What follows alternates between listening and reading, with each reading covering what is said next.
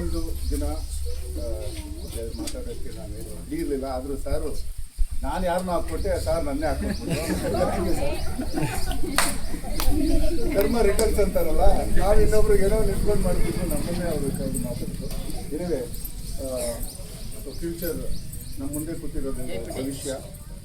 ಇಷ್ಟು ಜನದಲ್ಲಿ ಈ ಮಕ್ಕಳಲ್ಲಿ ನಾಳೆ ಯಾರು ವಿರಾಟ್ ಕೊಹ್ಲಿ ಆಗ್ತಾರೆ, ಯಾರು ದೀಪಿಕಾ ಪಡ್ಕೊಂಡು ಹೋಗ್ತಾರೆ ಗೊತ್ತಿಲ್ಲ, ಅಥವಾ ಭಾಸ್ಕರ ಯಾರು ಆಗ್ತಾರೆ ಗೊತ್ತಿಲ್ಲ. ಸೊ ಇಲ್ಲಿ ಸ್ಟಾರ್ಟ್ ಮಾಡಿ ನಾವು 30-32 ವರ್ಷದಿಂದ ಬೆಳ್ಳಾರಿಲಿ ಗೌರ್ಮೆಂಟ್ ಸ್ಕೂಲಲ್ಲಿ ನಾವು ಸ್ಟಾರ್ಟ್ ಮಾಡಿದ್ವಿ. ಮತ್ತು ಈ ಥರ ಎಲ್ಲ ನಾವು ವಾಪಸ್ ಬರ್ತೀವಿ ಅಂತ ಅಂದ್ಕೊಂಡಿರಲಿಲ್ಲ.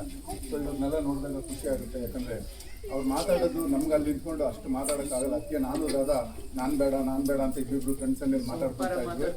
ಸೊ ಅದನ್ನು ನಾವು ಒಂದು ಸೈಡ್ಗೆ ಇಟ್ಟರೆ ಇವತ್ತು ನಮಗೆ ಖುಷಿ ಕೊಡೋ ವಿಚಾರ, ಒಂಥರ ಪ್ರೌಡ್ ಮೂಮೆಂಟ್. ಯಾಕಂದರೆ ಈ ಒಂದು ಪ್ರಿಪ್ರೇಷನ್ನ ನನಗೆ ದಾದಾ ಹೇಳಿದ್ರು, ಹೋದ ವರ್ಷ ನಾವು ಅದು ಮಾಡಿದ್ದೀವಿ ಕಣೋ. ಸೊ ಈ ವರ್ಷ ಮತ್ತೊಂದು ಏನಾದರೂ ಮಾಡೋಣ ಅಂತ ಈ ಸ್ಕೂಲ್ ಹೆಸರು ಹೇಳಿದ್ದು ಅವರೇನೆ. ಇಲ್ಲೊಂದು ಜಾಗ ಇದೆ, ಈ ಜಾಗಕ್ಕೆ ಮಾಡೋಣ ಅಂತೇಳಿ ನಮ್ಗೆ ಗೊತ್ತಿಲ್ಲ ಆ್ಯಕ್ಚುಲಿ ಇಲ್ಲಿ ಸ್ಕೂಲ್ ಇರೋದು. ದಾದಾನೇ ಒಂದಿನ ನನಗೆ ಈ ಸರಿ ಈ ಥರ ಒಂದು ಸ್ಕೂಲಿಗೆ ಮಾಡೋಣ, ಅದು ಎಲ್ಲ ನಮ್ಮ ಸುತ್ತಮುತ್ತನೇ ಶಾಂತಮ್ಮ ಊರು ಮತ್ತು ನಮ್ಮ ಶೈಲವ್ರ ಊರಿಗೆಲ್ಲ ಹತ್ರ. ಸೊ ಅವ್ರು ಹೇಳಿದ್ಮೇಲೆ ನಾವು ಇದನ್ನು ಟೇಕಪ್ ಮಾಡಿ ಸೊ ಸ್ಕೂಲ್ ಬುಕ್ಕು ಮತ್ತು ಬ್ಯಾಗ್ಸ್ ಕೊಡೋದು ಅನ್ನೋ ಥರ ರಿಕ್ವೆಸ್ಟ್ ಬಂದಕ್ಕೆ ಅದ್ರ ಪ್ರಕಾರ ಮಾಡ್ತಾ ಇದ್ದೀವಿ.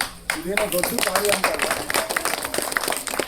ಇದೇನೋ ದೊಡ್ಡದಾಗಿ ನಾವೇನೋ ಮಾಡ್ತಾ ಇದ್ದೀವಿ ಅಂತಲ್ಲ, ಬಟ್ ನಮ್ಮ ಪ್ರೀತಿಯಿಂದ, ನಮ್ಮ ಹೃದಯದಿಂದ, ನಮ್ಮ ಕೈಲಾಗಿದ್ದು ಮಾಡ್ತಾ ಇದ್ದೀವಿ. ಸೊ ಅದನ್ನು ಈ ಮಕ್ಕಳು ಇನ್ಸ್ಪೈರ್ ಆಗಿ ತಗೊಂಡು ಅವರು ಚೆನ್ನಾಗಿ ಓದಿ ಮುಂದೆ ಅವರು ಇದೇ ಥರ ಮಾಡಿದ್ರೆ ಅದೇ ನಮಗೆ ಖುಷಿ ಆಗೋ ವಿಚಾರ. ಸೊ ಎಲ್ರಿಗೂ ಆಲ್ ದ ಬೆಸ್ಟ್, ಎಲ್ರಿಗೂ ಒಳ್ಳೇದಾಗಲಿ. So good luck. Okay, thank you sir.